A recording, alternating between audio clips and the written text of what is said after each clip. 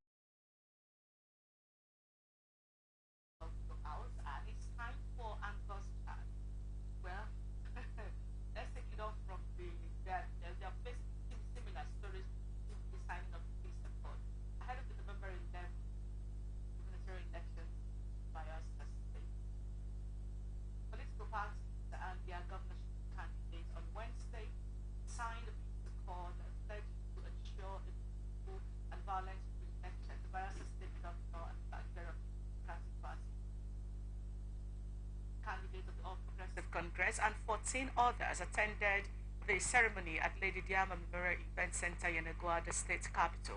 The event was facilitated by the National Peace Committee in conjunction with Kuka Center that the peace accord may be violated in March when the frontline gladiators, Zoya and Silva, spoke with journalists shortly after the ceremony. Both candidates traded accusations and counter-accusations of plots to undermine the peace. Let me ask you straight up, do you think this would work? Definitely, this is a good step towards. Has it ever worked? We have to, wave off every sign of pessimism. You understand? So yes, there is hope because for this step to be successful, peaceful election. Of course, the reason for the peace accord is to furnish us with some social economic restructuring. Is germane, is in good faith, but will politicians respect it? I think this should be binding on them. Has it ever been binding on them? Absolutely not. It has never been binding on them. I mean, they just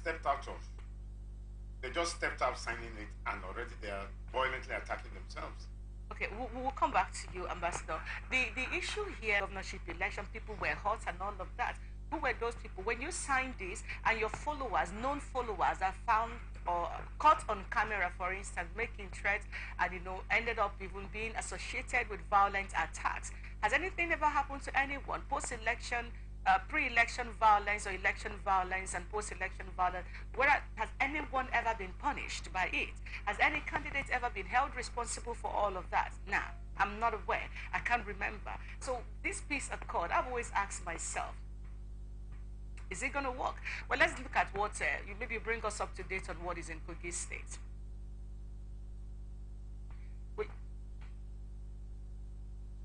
The same peace accord, okay, with less than 72 hours to the governorship election, stakeholders and political parties in Kogi State have signed a peace accord to ensure a violence-free and fair election. The peace accord was signed on Wednesday in Lokoja in a ceremony organized by the Kuka Center and funded by the European Union.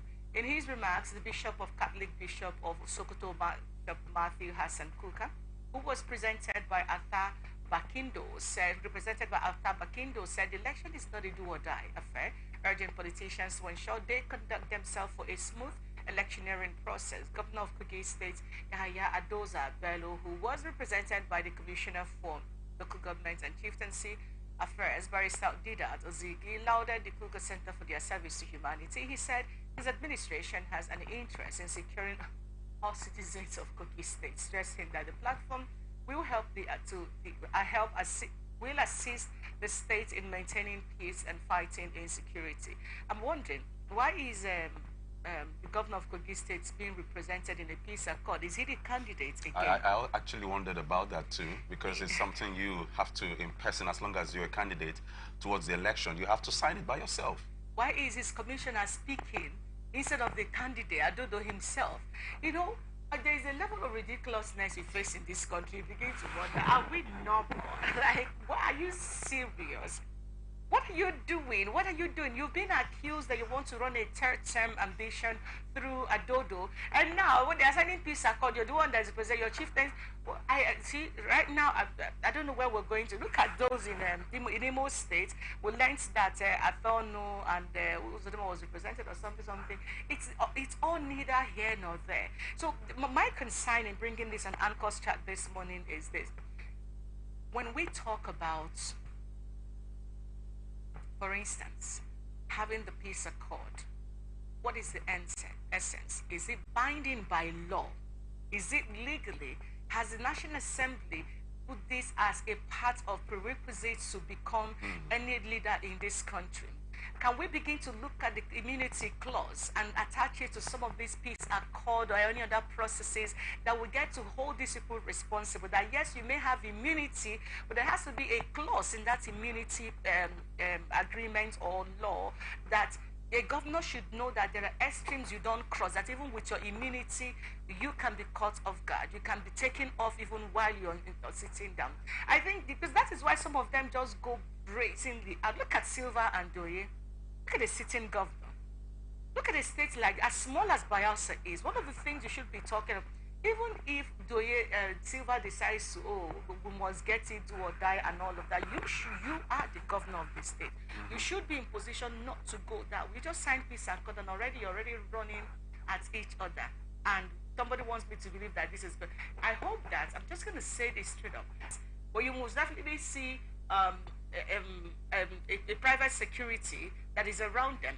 Most of them are licensed to carry arms. And then if anything goes wrong, they are there to protect, even lay down their life because that's what they've signed up for. Who signed up to lay down their life for you? So go and vote. As you vote, if they say stay and wait for the vote to be counted, that's fine. However, let your security be your priority. Don't say anybody is going to, because even the police have family and they will protect themselves when the chiefs are down. I mean, we have to be realistic about these things. So whatever you're going to do, you already saw your governors, for those, your governorship candidates here, governors. For those in Bayelsa State, you already saw what that is. For those in Kogi State, Dino have raised the alarm. Unfortunately, the police is yet to investigate those things. I learned on names.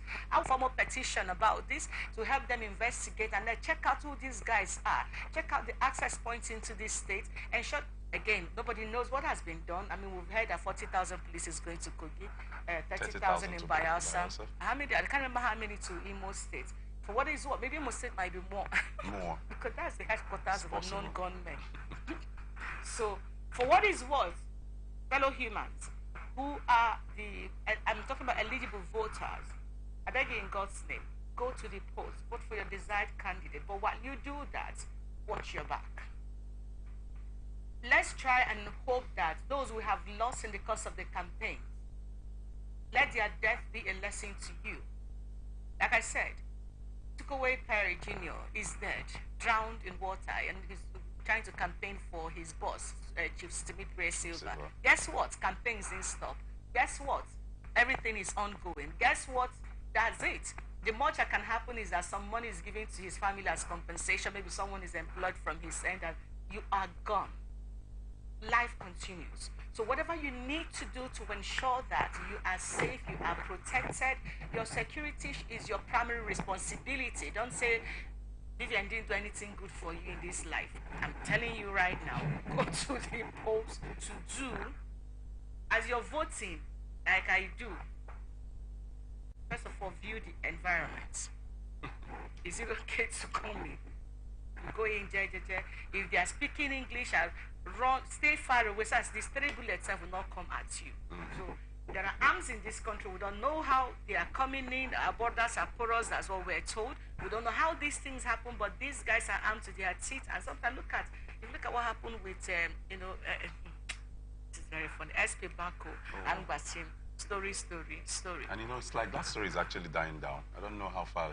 We haven't had any updates to the investigation so far. I had a rumor that the CPO has been, I don't know. Yeah, I heard he's been removed. He's been replaced, by a brother from the West. Okay, we'll talk about all of that after now. But I'm serious, guys. Whatever you're doing, you see, between now and the elections and even after, these guys are strong. They have the arms. They have the protection. They can always rush themselves to. They have doctors running around them because they have big pockets. I'm not saying ensure you exercise your franchise by voting your desired candidate, but don't join in the fray. Just go there, do your thing, vote, and go home. If you must stay away from the crowd, observe from afar. Don't make yourself the King Kong. And at the end of the day, King Kong was just an art. I hope you know that. You know what I mean by King Kong, the giant we used to watch those days. So that's what it is. I hope that everyone can go to this polls. The peace accord, we saw what happened at the president. Also what happened in Rivers after signing peace accord.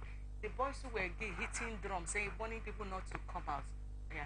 But again, we'll be here live Saturday morning to bring you all the conversation going on in the 3 states. I think that's much. You're done with Anchor's chat today. It's all about peace accord, and it looks like it's not something these candidates are actually used to, because it's something Was you mean in terms of obeying it? Yeah, in its entirety. Yes, because you know, when I said they're supposed to be bound by this, it sounded They are supposed to, I be agree, bound. but do they? That's the point. So, but just looking at the peace accord signed by all of them, it's something that brings to bear, you know, to an extent, you know, hope that there should be a peace and fair, you know, free and fair and credible election going by what the peace accord is all about. I mean, checking how it's done in other countries, you know that once you put down your signature, it means that you communicate to all and sundry that is with you, that everything has to go peaceful. Whether it doesn't go the way you had planned, even if you lose, you take it. You take it nice, in good faith. So that's what we look out for. We can never know when this change will actually come. You know, not reminding the fact that we've had some things going bizarre, going the wrong direction. But we just look out for the best this Saturday. Your fingers crossed that case. So come back to you, everyone. After the break, we're getting to Imo State. We'll learn that the NLC president may have some mental issue, psychiatric issue. Coming from his government.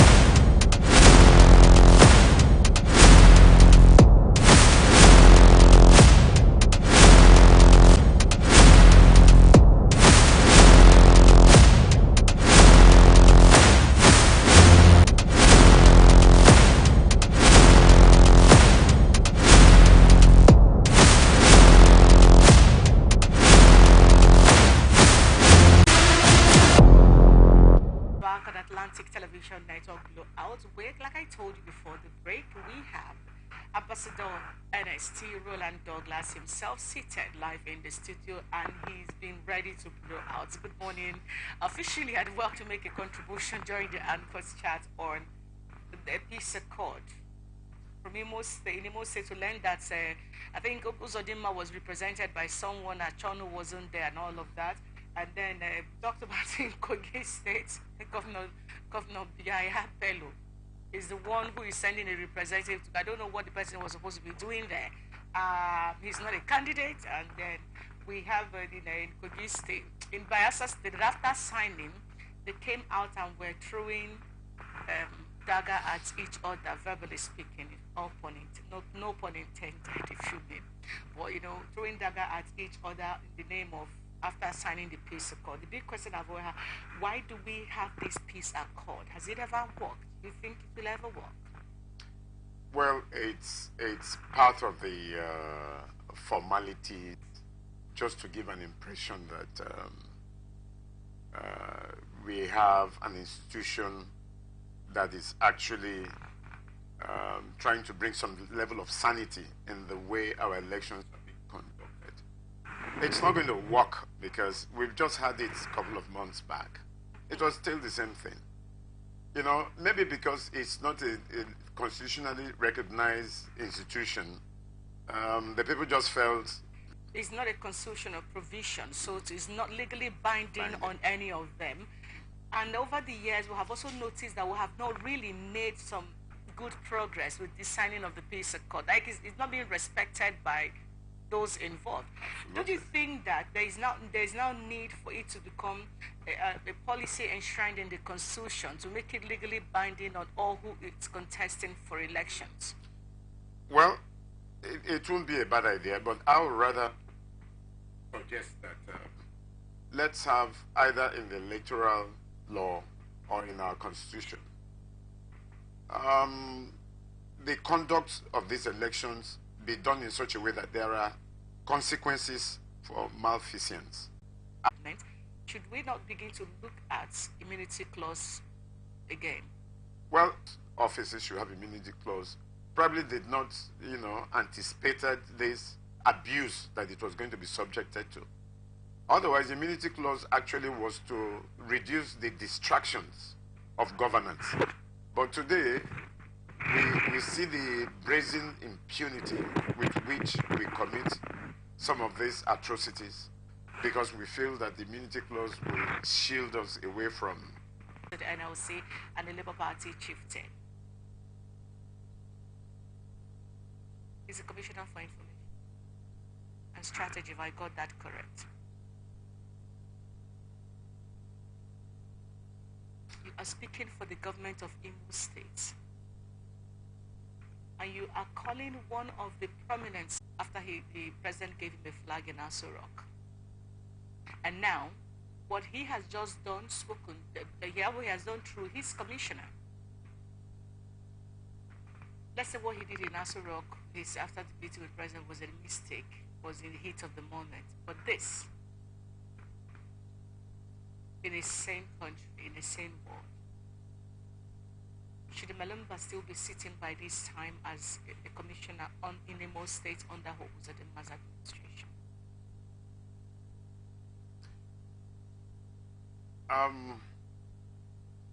There has been precedence in other states.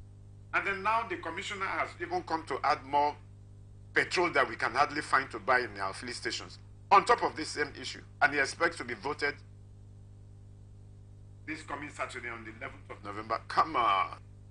So that's why I said, if he is believing to win elections through the legal means, genuine means, if you may, which is through the vote of the people, do you think that Hope Uzodinma will be taking the stand he's taking, like you said, against the majority of those who are going to make you the next governor of Imo State? Do you think that if Uzodinma's plan is to win election, the way election is supposed to go, that he would have taken this path against Joe Ajaero? Absolutely not.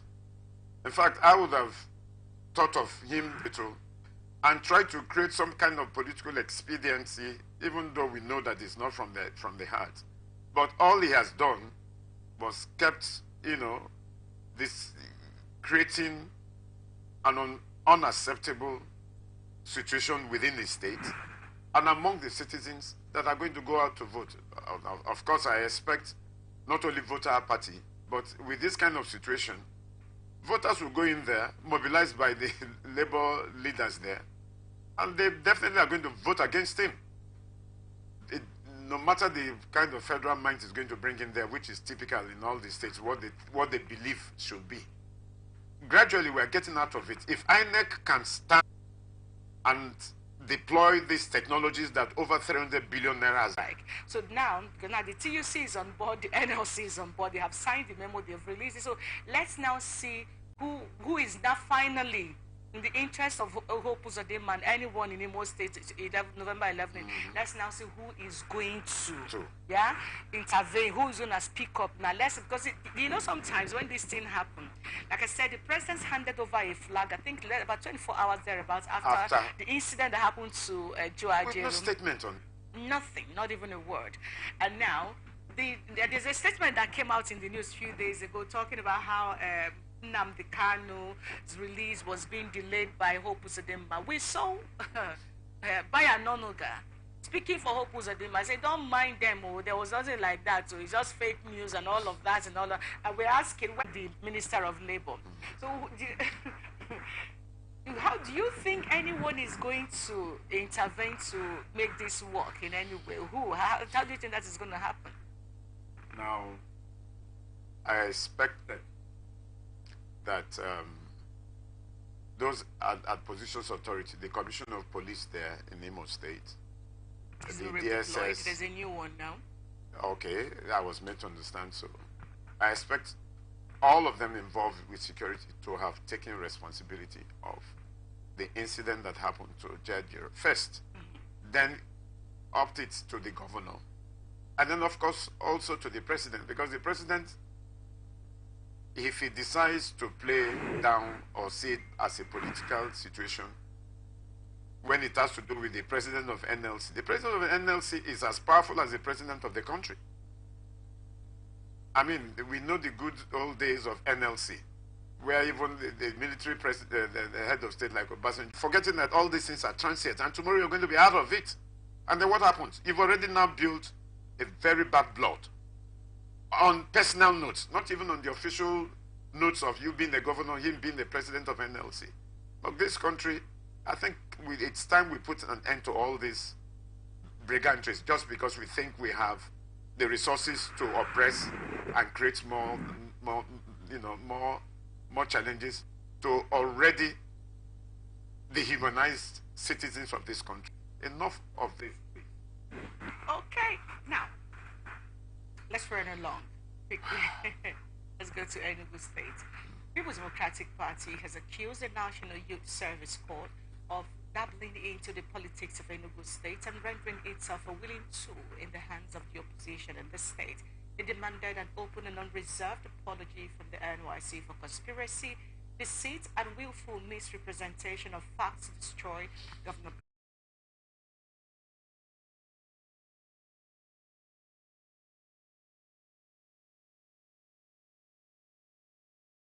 Mohammed Ibrahim of dragging the reputation of the institution in the mud by dabbling into partisan politics. Is there something that is there a point in this country where people would understand that institutions? We have seen how our institutions that are supposed to serve as checks and balances have been compromised. We have the EFCC, we have the CBN, we have the WAEC and JAMB itself. Almost all of the institutions in this country are becoming more or less political.